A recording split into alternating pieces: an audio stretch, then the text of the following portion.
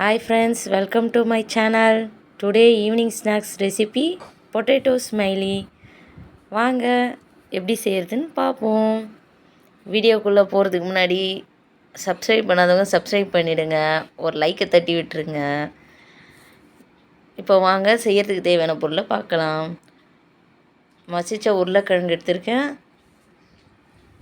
Bread crumbs, அரிசி மாவு, மிளகாய்த்தூள், மிளகுத்தூள், உப்பு எல்லாத்தையும் மிக்ஸ் பண்ணிவிட்டு ஒன்றா கலந்து மாவு பதத்துக்கு பிசைஞ்சிடணும். பிசைஞ்ச பிறகு கொஞ்சம் லைட்டாக தண்ணி விடுறாமல் இருந்தாலும் கொஞ்சோண்டு அரிசி மாவு கலந்துக்கலாம்.